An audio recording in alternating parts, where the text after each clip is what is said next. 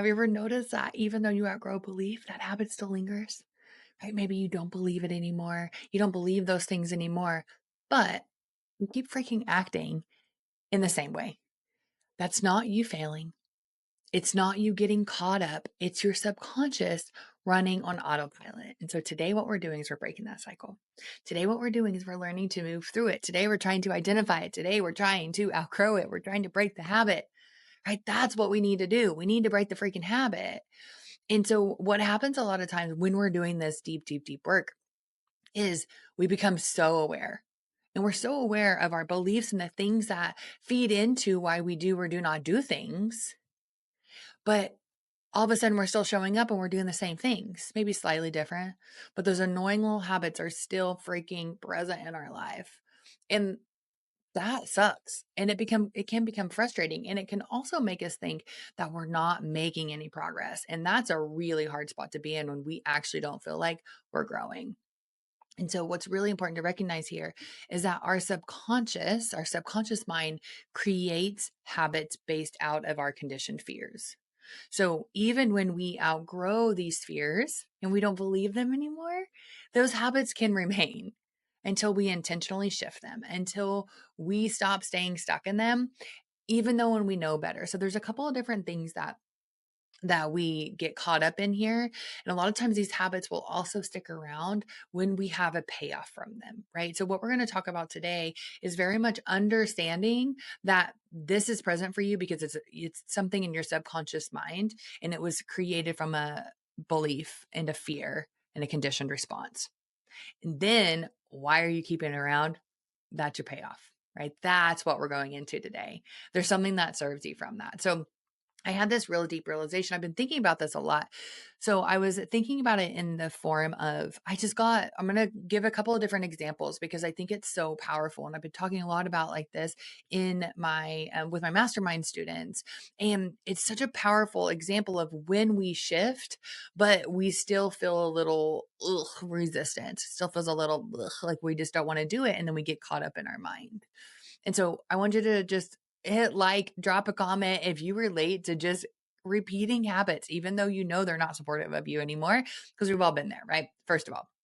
So what I've been talking about and what I've really been noticing also in my life and with my students is that we keep repeating the same freaking patterns, even though we're trying to outgrow them. And so it was really interesting the other day. I got a new microphone, not this microphone, but I wanted two microphones because I record in two different spaces. So I was really tired and my husband was really tired of moving my microphone back and forth. So we got a new one.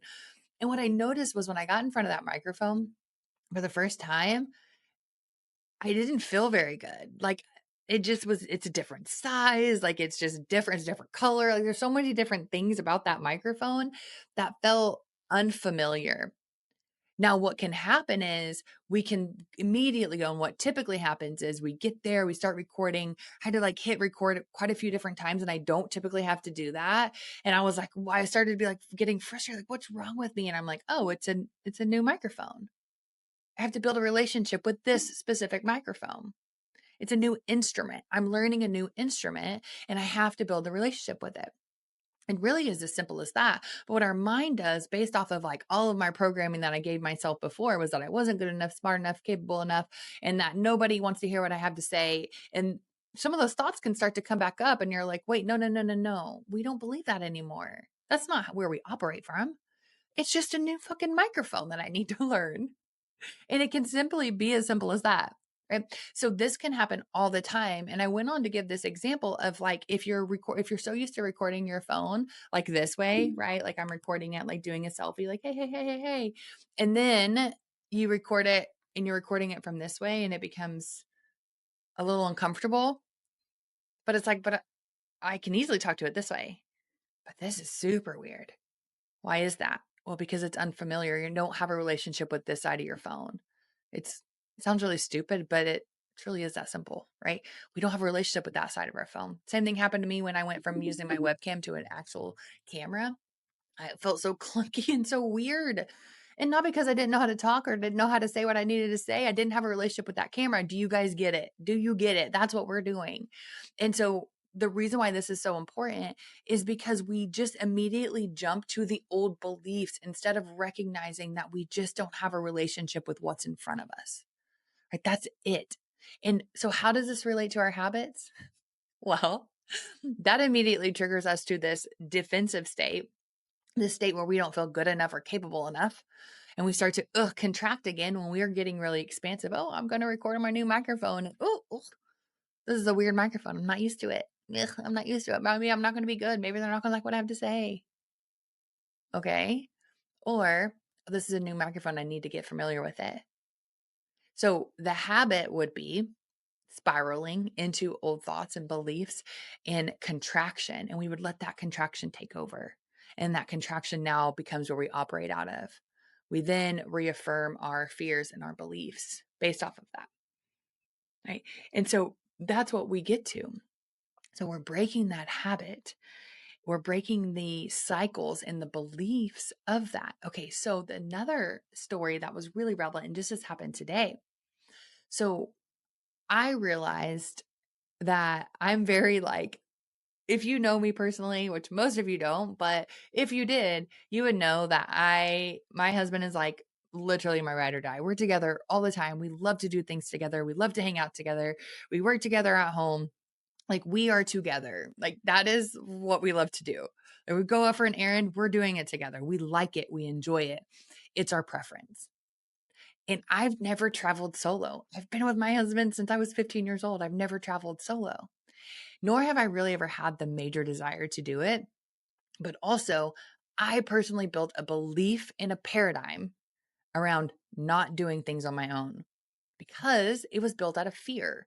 So initially it was built out of fear of like, what if I'm not good at, like, what if I can't do it? What if I'm freaking, I don't know, jump on a plane going somewhere else, which is not even possible, right? What if I just can't do it? What if it's so unsafe for me to travel alone? I created all these different beliefs in my brain. So then I never even really thought about traveling on my own. Again, it's my preference. I love to travel with my husband. But there was a opportunity that came up it was an opportunity that I would need to take for myself. So I thought about it and initially I was like, no. And then I was like, but why? I'm not scared. I'm not scared of travel anymore. Then I realized it's a habit. It's a habit of saying no because I built it off of a fear that I created and carried with me for so long. So I don't believe those things anymore, but I'm still operating out of that paradigm of no, of limitation. And I was like, well, shit. No, I don't believe that. And so it's as simple as making a different choice. But until you realize that you're operating out of these paradigms, until you really have shattered the beliefs now, that being said, I used that belief for a long time because it kept me safe. It kept me small. It kept me in a space. It was my payoff, right? Well, I didn't have to go to these events. I didn't have to go put myself out there because if I had this limitation that I couldn't travel by myself, guess what I was getting? I was getting a high level of safety, right? I didn't have to put myself into different rooms to get rejected because there were still parts of me that was rejecting myself. So if you're still in that state, you have to evaluate it. You have to say, but am I gaining something from this? Is this habit staying around not just because it was present and created out of a fear? Is that fear still present as well? And then you can work through it. So then you can work through that side. Is that fear true? Does it serve you anymore? Do you need that payoff any longer? Well, the answer is no. Right? You don't need to be safe anymore. You can go and be safe in a different way and expand yourself and step into a higher calling that you have for yourself and do things differently. But we keep getting stuck in these patterns and these habits because we're not questioning them. We're not even realizing them. They're so subtle. It's so subtle sometimes. We don't recognize that we just get comfortable with what's in front of us, right? We don't change an instrument to then get familiar with it. And that's what we were getting in the habit of, right? So have you ever noticed that you have a habit that no longer aligns with you, with who you are, and you know that you've outran it. You know that it no longer is serving you anymore, but you stay in it, right? So if that hits true, let me know because I think everyone relates to this. I think it's a really powerful aspect that we overlook because we oftentimes just go straight into this feeling of we keep doing this. Ugh, I don't like myself. Oh, why is this still present? Like all those different stories. Now, guess what that is? That's a habit, right? You created that habit. You created that response out of a fear and a limitation. And guess what? You can break it. Guess what? You don't have to operate out of it anymore, right? It's really powerful. It's really powerful when you step into this and you recognize that these things served a purpose, but they don't have to anymore. And if you really want to step into that higher level, expanded version of you, you're going to have to do this work, right? So, one, ask yourself, what am I doing on autopilot that no longer feels aligned? Where am I acting out of a belief or a paradigm no longer serves me? Right? Then you do that work and then you trace it back. What was the fear? How was this originally created for you? Like, why did this habit or this belief originate for you? And then we question it. Do you even still believe it? Okay. Do you still believe it? Well, if the answer is yes, that's a whole nother video that you can watch. But right now, if the answer is no, right? If that answer is no, what is a small way you can challenge habit and prove to your subconscious mind that you don't need it anymore? And then that actually comes from disrupting it. It's a conscious disruption. That means action, taking action, doing something differently. So for me, one, it was just to move through the discomfort of getting familiar with something simple as a microphone, but also booking the damn trip. Right? I booked the hotel. I bought my ticket. I did the things that I needed to do. I made a disruption in my subconscious brain and my pattern. I immediately, I don't believe it anymore. Disruption, doing something new, incredibly empowering. Like, so it's not always that you're scared. It's just that you have a freaking habit. It's comfortable. It's familiar. So you have to have that conscious disruption of those patterns. It's pretty simple. It's pretty simple when we do that. Right. And then you take the step, right? So then you do it. Right now I'm going to do it. Well, I haven't done it yet, right? But I will do it. It's already booked. I'm committed to it, right? So all these other things, when we disrupt our patterns, we step into a higher version of ourselves. Things shift. Then we start to live and experience life in a way that we never knew was possible. And it's really powerful. And I want that for you. I want you to move through these limitations and these beliefs and this like restricted way of being so you can live free, so you can step into wealth, so you can be the highest version of you.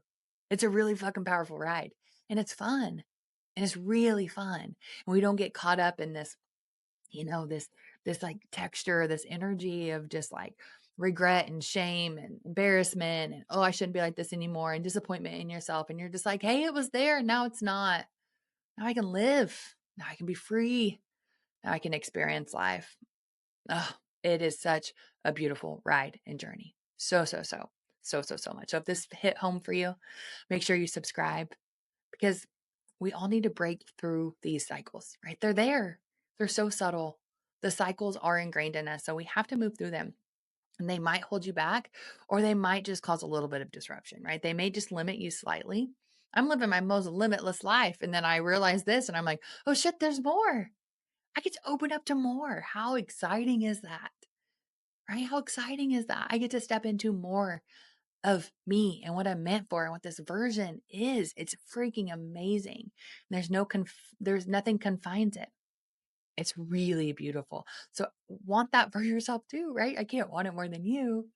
So, right. So if you're ready to take real action, tell me in the comments, what's one small step that you can take to break an outdated habit? Like, what are you going for? What is your limitless self in 2025? I can't wait to hear about it.